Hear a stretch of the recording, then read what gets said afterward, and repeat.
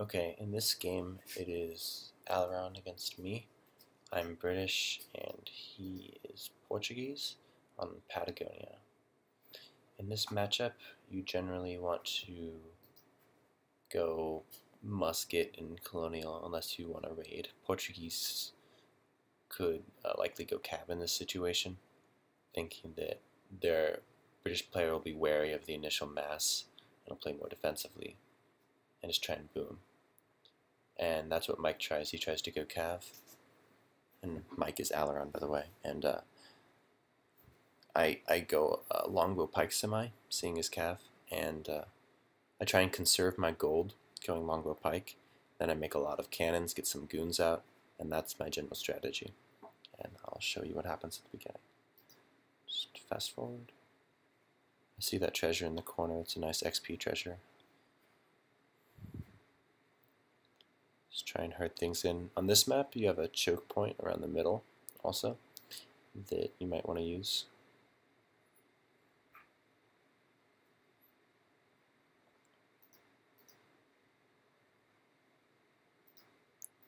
See, Alaron is,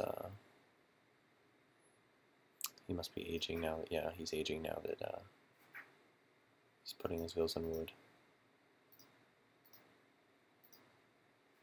I'm building a little wall of manors in the middle so that I can get the LOS and see if he raids me. I age up with, I think, food? Yeah.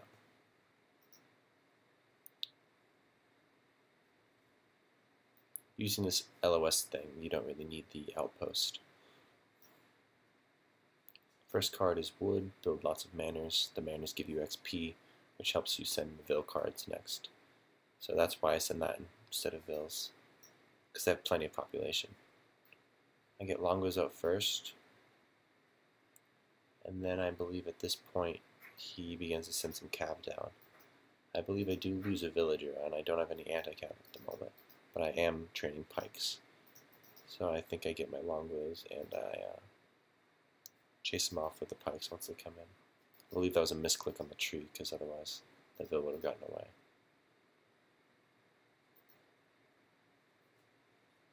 Yeah, he doesn't see me yet. He's running away. Then he decides to chase down my explorer, my longbows. I lure him in. Then I get the pikes on his cav, and he has to run away.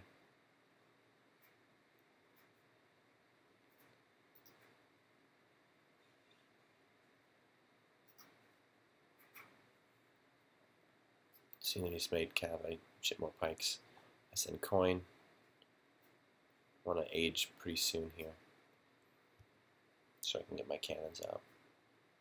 Because in this matchup, you don't want to let the Portuguese player boom too much, because the British boom is more temporary. You get 15 extra villagers from houses, but the Portuguese boom lasts a lot longer with the extra TCs, and so it's all about timing with the British.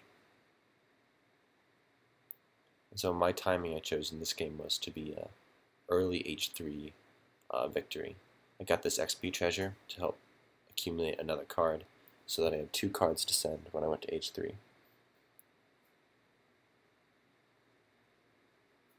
Knowing that this is a water map, I figured that he might be making docks, and so I decided to take precaution and send the privateer. I know that the privateer actually beats a caravel in a fight, and so I was thinking that he might have some ships. I was right. I saw a few boats. And at the time, I didn't know that boats could garrison inside of docks. I'd never seen that before, actually. And he did some damage to my ship. I saw that I couldn't win. Runs into his caravel because he just aged, and I lose it. It's kind of a pretty big loss because now he has full fish access at the moment. He has that plus the TC advantage.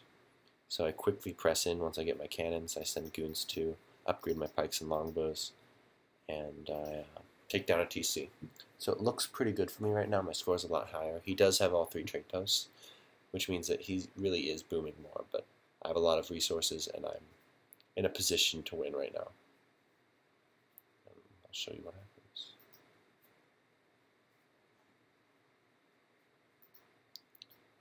Yeah, I'm sending in a lot of units.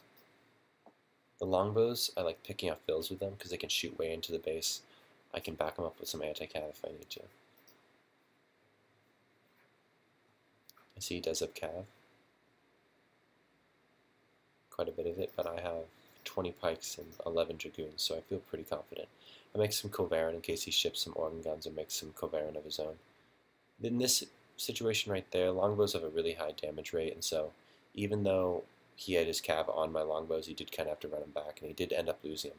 At this stage in the game, it looks excellent, although somehow with 3 cav, he does manage to take out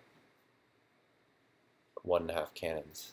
I didn't notice that the organ gun was still alive, and it manages to take out my cannon, which is kind of bad for me, because I could have easily killed it with my Cohenski. So at this point, I really don't have a strong light infantry counter, although I'm training 5 falconets. With this 5 falconet, I was really planning on getting the final victory here. But as you can see, they got on the wrong side of the trees, got stuck, I couldn't send my units to save them, and he managed to loop his Mamelukes and Hussar around and kill all 5 cannons, which was a very big problem for me. Mamelukes are incredibly hard to kill. I do manage to get them down, keep my Cohenski alive. Cohenski do decently against Castors, because Castors are almost one hit by the 2 of them shooting. And so I felt like I could win this fight. When he got Minutemen and Goons out, I decided to retreat, but I was getting some more cannons and more longbows coming, and I really felt like I was still going to win.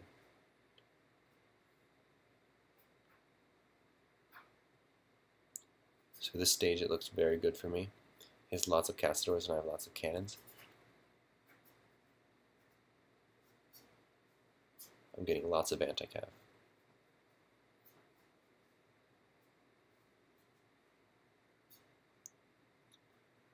Forget why exactly I fell back here. I think this was my big mistake in the game. I think that if I would have pressed forward at that opportunity when I got these cannons, I might have been able to win. This mine was very important because I hadn't scouted it, and I was completely out of gold at the time. And so I finally managed to get some coin back, and I felt more confident, and then I attacked pretty soon now. Because I had a little bit of army. When those came out, I think I decided to attack. These longbows were once again for raiding, shooting in on his base, Killville. So I'm engaging lots of anti-cav with his cav. I feel confident. Somehow he manages to charge through and kill all my cannons again, which almost ended the game. And I actually did quit. I probably shouldn't have quit, but I was very frustrated because he had his TCs, his trade posts. Let me show you what he has.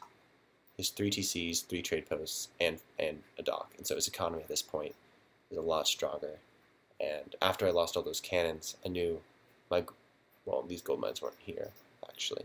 But I knew that I was going to run out of gold, and that he'd just be able to outboom me with the trade posts on gold for him. And so I knew it was pretty much over, but I probably still shouldn't have quit because it was still possible for me to win.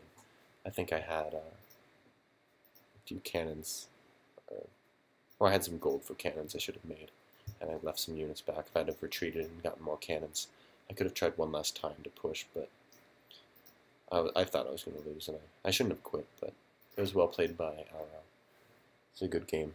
This is basically how the British-Portuguese matchup works. It's all about those like 15-minute pushes by the British player, maybe a little earlier, and Alaron managed to fight him off, and so he got himself in the lead, and that led to him winning. Thank you for watching.